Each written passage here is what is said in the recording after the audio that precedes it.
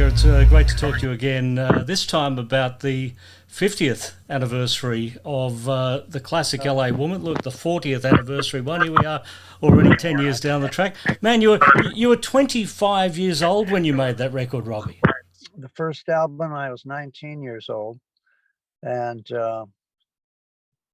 6 years ain't long, but we got quite a bit done during that time. It's absolutely incredible, isn't it, when you think about the 6 albums from 1967 to 1970, to put that incredible body of work into such a short period of time. And here we are 50 years down the track, still talking about what a couple of young guys out of California were doing back in the 60s. Yeah, I guess, hey, could have been any time, but I'm glad it was the 60s because that was pretty much my favorite part of my life anyway. And some people are born too late, some people are born too early. I think I was born just right. These sessions started right after the infamous Miami trial.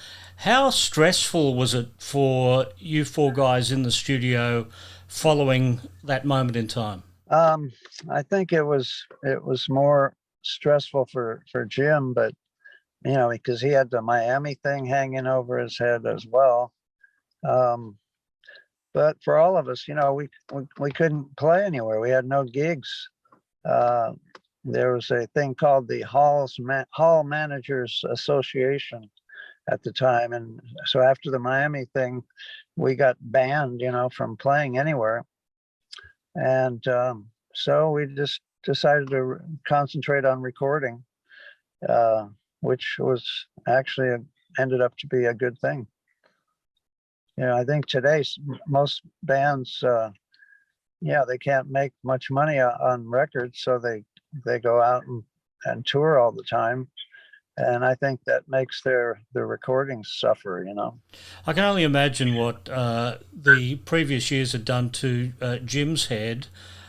With all of the troubles that he had going into the studio at that time, did you detect that he was becoming more erratic at that time? I think in a way it was a relief for him to not have to go out and tour. And that's where he would get in trouble a lot, although he got in plenty of trouble at home too. But I think, he seemed in a pretty good mood during that time.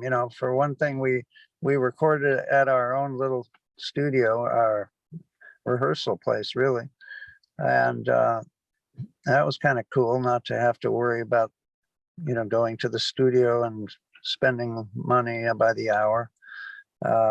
We just made our own hours, and he seemed pretty relaxed during the making of the album.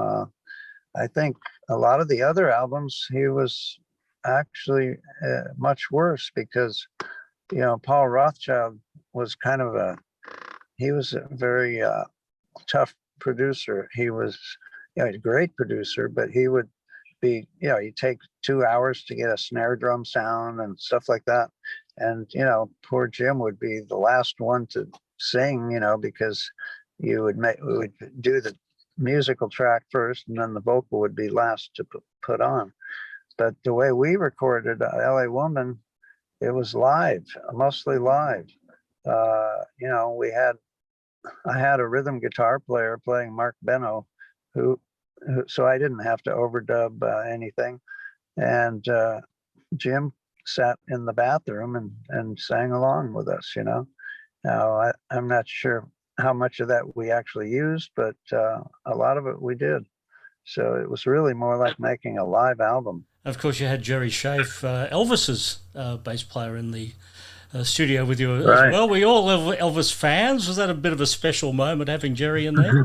Yeah, that was cool because we all loved Elvis, and even though by that time he was pretty much doing the Vegas thing, but we still had nothing but respect for Elvis, and his players were the best. Jerry Scheff came up with some amazing stuff for our record.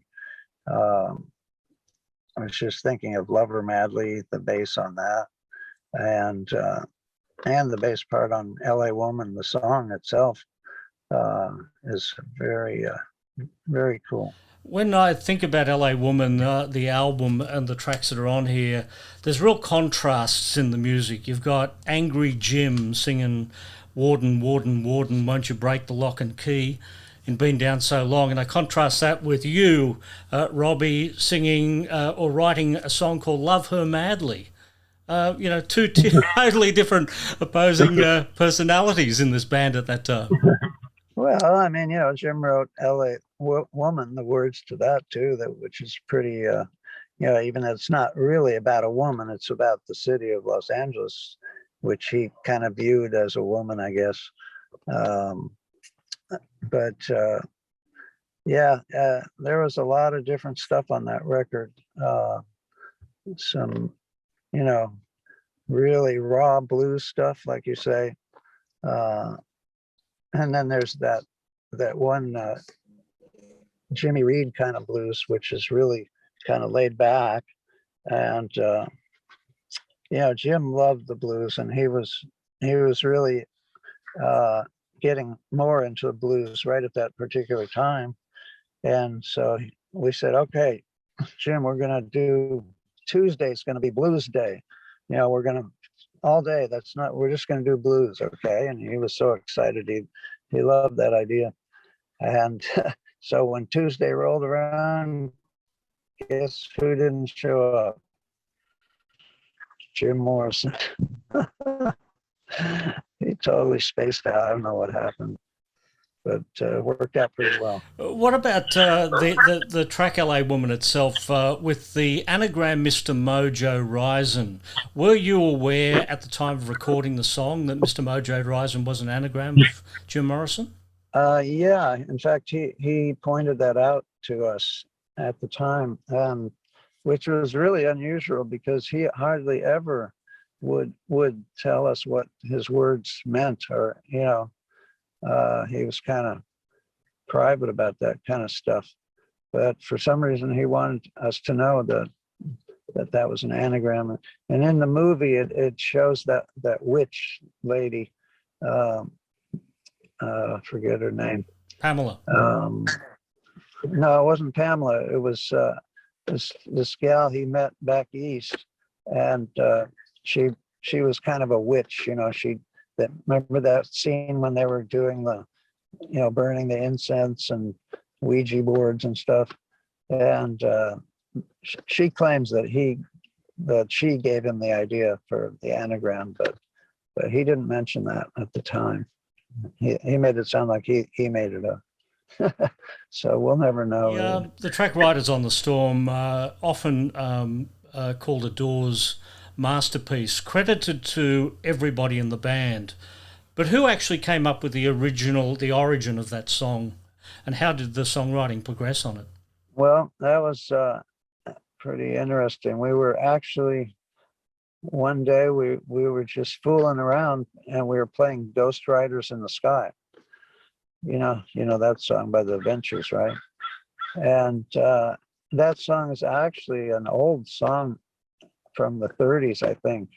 I don't know who wrote it, or it was more of a cowboy song. And then the Ventures made it more of a surf song.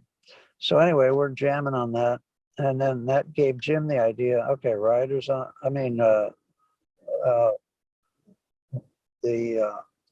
from Ghost Riders in the Sky, he came up with Riders on the Storm.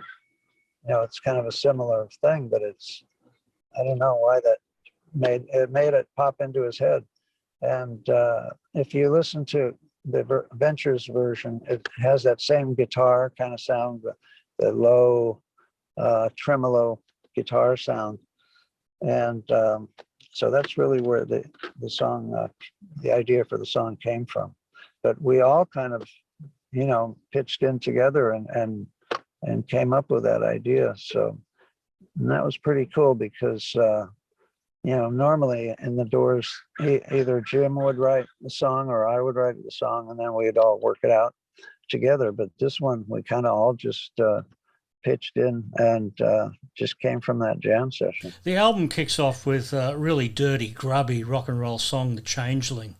I just love the opening track on this album, but this was at one point considered to be the single for the album, wasn't it?